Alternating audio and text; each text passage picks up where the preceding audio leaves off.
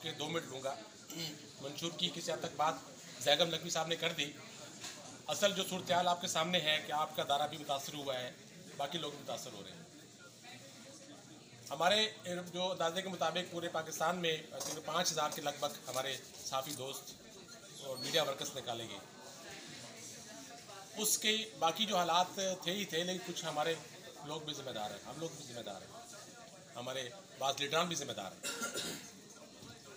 लेकिन आने वाला जो वक्त है वो आप खुद लोग फेस कर रहे हैं, देख रहे हैं कि सारा डिजिटल मीडिया पे ट्रांसफ़र हो रहा है। 50% जो है उस पर जा रहा है, आपका बिजनेस भी, आपकी जर्नलिज्म भी। हुकूमत ये कोशिश कर रही है कि किसी भी तरह मीडिया को मिनिमाइज़ कर दिया जाए, मीडिया हाउसेस को कम से कम कर दिया जाए, ताकि ये जो कुव्वत बनी हुई है उसकी वो ताकत ख़त्म हो जाए।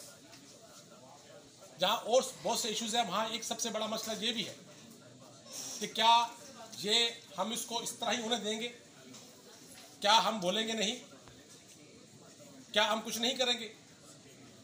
हम करेंगे। हमने किया, उसका नतीजा ये निकला कि हमारे 10 से 12 एक्टिव लोग फारिग कर दिए गए। तारीखी हमने यहाँ धरना दिया नुआइवक का, 1 हफ्ते बाद हमारा 92 का शहरियार खान फारिग हो गया। इस तरह किसकी मिसाल दूँ आपको? तो आपने सिर्फ ये देखना है कि क्या हमने कोई करप्शन की 1 साल में, या करने की कोशिश की, या हमने प्रेस क्लब की साख को मुतासर करने की कोशिश की, या हमने अपनी साफ़ी कम्युनिटी को बेचने की कोशिश की। अगर ऐसा कुछ मिल जाए तो ज़रूर हमें गिला कीजिएगा, शिफा कीजिएगा। हम आपसे ये गुजारिश करने आए हैं सिर्फ एक बात की कि खुदारा वोट दे तो सोच समझ कर दें, और दें तो पूरे पैनल को दें, ताकि 1 साल के बाद हम आपके सामने जवाबदेह हों। क्योंकि ये जो मीडिया बुरहान है ये चलता रहेगा आगे। अभी कुछ कोरोना की वजह से लिस्टों पर अमल दरामद रुका हुआ था, ये आहिस्ता आहिस्ता बढ़ना है आगे। हाँ, कुछ दबाव में आके मालिकान ने ये किया है कि वो किस्तों में लोगों को निकाल रहे हैं। जैसे 92 के दफ्तर से पिछले 2 हफ्ते में 12-14 लोग इस्लामाबाद से निकाले गए, जिसमें ड्राइवर भी थे और बाकी लोग भी शामिल थे, बाकी दरों से भी हुए। इस वक्त सूरत हाल उससे ज़्यादा गंभीर क्या है कि एक वो लोग हैं जिसकी नौकरी नहीं है, एक वो है जो नौकरी भी है, तनख्वाह नहीं है कई माह से, और एक वो है आप और मैं, हम जो नौकरी पे है, तनख्वाह है, लेकिन आधी है। मालिकान कहते हैं माली बुरहान है, कहाँ है? कहीं पर भी नहीं है। जहाँ देखे तो आपके मालिक नई लाइन खोल रहे हैं। 92 वाले को देखे तो उसने 4 डेकोरेशन और 4 लाइसेंस ले लिए। तो लाइसेंस लेने के लिए क्या मुफ्त मिलते हैं?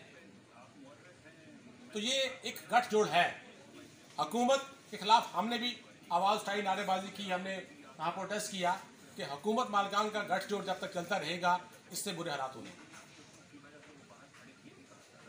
उसमें आप लोगों से गुजारिश है कि ठीक है, आप अपने दफ्तर के खिलाफ को मुजाहरा हो रहा है, अपने मालिक के खिलाफ को हो रहा है, उसमें आप यकीनन शामिल नहीं हो सकते, लेकिन जब किसी और के लिए कोई उठे तो वहाँ ज़रूर शामिल हो, क्योंकि आज आप किसी और के लिए उठेंगे तो कल कोई और आपके लिए उठेगा।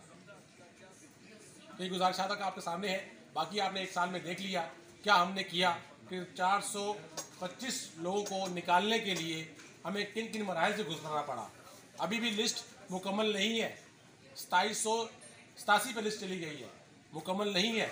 अभी भी बहुत सारे हमारे दोस्त लिस्ट से बाहर हैं और बहुत सारे अभी लिस्ट में निकालने के लिए मौजूद हैं।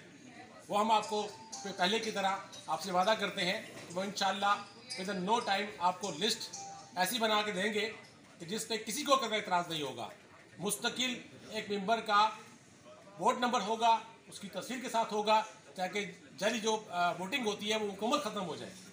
एक आदमी का मेंबर का मुस्तकिल एक नंबर हम लाट करेंगे और हम उस तरफ भी जा रहे हैं। ऑलरेडी हमने बात की थी कि आपके अपने दफातर में कुछ होगी आपकी मेडिकल और लाइफ इंश्योरेंस, ग्रुप इंश्योरेंस, लेकिन प्रेस क्लब से भी हम कोशिश करने जा रहे हैं। ऑलरेडी हमने एक लिस्ट बनाई भी है। उसके साथ मीडिया हाउस बनाएंगे, ट्रेनिंग हाउस प्रेस क्लब में, जिसमें अखबारात वाले ख़ास तौर पे हम उनको दावत देंगे कि आप आए और वहाँ से जो आपसे सीख सके हम आपको सिखाएंगे, ताकि आप अपनी पर्सनल अर्निंग भी कर सके। घर बैठ के आप लोग अपनी डिजिटल मीडिया से कमाई कर सकेंगे। तो ये हमारी गुजारिशात है। वसीम साहब का वक्त नहीं लूँगा, कोई क्वेश्चन हो तो हम हाजिर हैं।